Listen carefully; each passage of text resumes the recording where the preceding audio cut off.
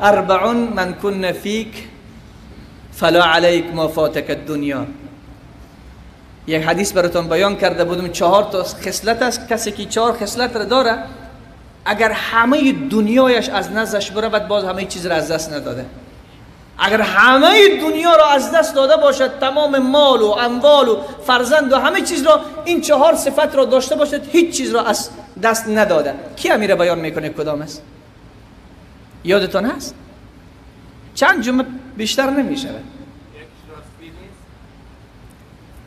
یکیش راستی هست، حفظ و امانه و صدق و حدیث.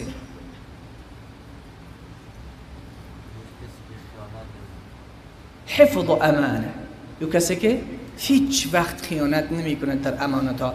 دیگر از اون صفت هایی که اگر در وجود یک مسلمان باشد هیچ چیز را از دست نده، او راستی هست و صداقت در سخن است که وقتی حرف میزند راست بگوید.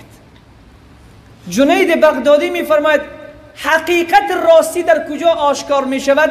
حقیقت راستی در جای آشکار می شود که دروغ تو را نجات بدهد ولی تو او دروغ نگویی، جا راست بگویی. باز گوش کن چی گفتم. حقیقت راستی جنید بغدادی میفرماید در جای آشکار می شود که دروغ تو را نجات بدهد ولی تو دروغ نگویی، اونجا راست بگویی. حقیقت راستی یک بنده اونجا معلوم می شود. به خاطر چند چیز دروغ میگن؟ اینا میگم دعا میکنم. مردم به خاطر چی دروغ میگن؟ میشه شما همکاری کنین برای من؟ به خاطر منفعت، به خاطر که نفع به طرف خودش باشه، به خاطر ثروت. دروغ میگه در محکمه که پدرم پیش از وفات خودش ورق نوشته کرده در آن می زمین نشست کرده، به خاطر که خواهرش نگیره، برادرش نگیره، منفعت خودش بگیره. کی بخوره؟ فرزندش باد کنه، دخترش باد کنه، زنش باد کنه. روز قیامت جواب کی بگویه؟ خودش بگویه. برای جلب منفعت. شاید از اون زمین خودش استفاده کردن تو مرگ به سراغش بیاید. در آخر زمان مرگ های ناگهانی زیاد میشه.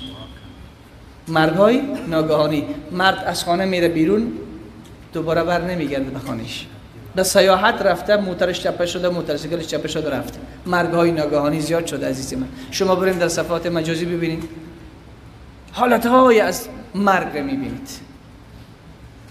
مرگ های ناگهانی. او باز خبر نمیکنه دیگه، پیام نداره، واتساپ بر تو ایمیل نمیکنه، فکس نمیکنه، صدا نمیگذاره، مستقیم وارد میشه.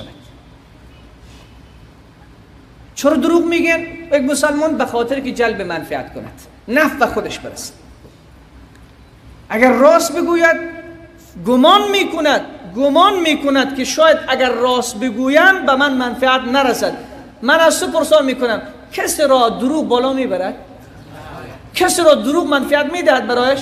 حضرت عمر میفرماید دروغی که مرا بالا ببرد در حالی که کم است که دروغ بالا ببرد. دروغی که مرا بالا ببرد کم از دروغی که مرا بالا ببرد منفورتر است به نزد من، مبغوض‌تر است به نزد من از راستی که مرا پایین بیاورد، ولی کم است که راست انسان رو پایین بیاورد. یعنی راستی که مرا پایین ببرد محبوب است به نزد من از دروغی که مرا بالا ببرد. برای چه دروغ؟ برای جلب منفعت. دیگه برای چه دروغ میگن؟ برای دروغ میگن. فهمیدین چی میگم؟ برای دروغ میگن. یک دروغ گفته الان به خاطر که این دروغ را تقویت بکنه چی میکنه؟ باز دروغ میگه. و یک قسم دیگر هم به گفته حاجی صاحب اضافه میکنه. کمی یک دروغش، حالا یک دروغ گفته، این دروغ خو اگر فاش شد آبروش میره، به خاطر دروغش دیگه دروغ میگه، باز دیگه دروغ میگه، باز دیگه دروغ میگه. چندین سال بعدم پرسون که همون دروغش باز تکرار میکنه. دیگه برای چی؟ برای که خود را از تنگنا و مشکلات بیرون کنه. و مشکل سرش آمده، به خاطر که از مشکل خود بیرون کنه چی میگه؟ دروغ میگه. دیگه برای آزار و اذیت مسلمان دروغ میگه. اینه به 4 دلیل انسان ها دروغ میگن. 4 دلیل داره. یا به خاطر جلب منفعت است، یا به خاطر دروغی که گفته دروغ میگه، یا به خاطر آزار و اذیت مسلمان است. دیگه چی بود؟ بله؟ برای جلب منفعت برای که به دیگران آزار اذیت برساند، دیگه برای که دروغ خود را توجیه بکند، دیگه خود را از مشکل بیرون کنه. برای تنگنا، در تنگنا افتاده میخواد که دروغ باید از تنگنا بیرون شود، در حالی که در راستی و صداقت نجات است. ان الصدق ینجی والکذب یهلک. راستی تو را نجات میدهد و دروغ تو را غرق میکند، دروغ تو را نابود و هلاک میکند. الله رب العزت و الجلال صفت دروغ را از وجود ما پاک بگرداند.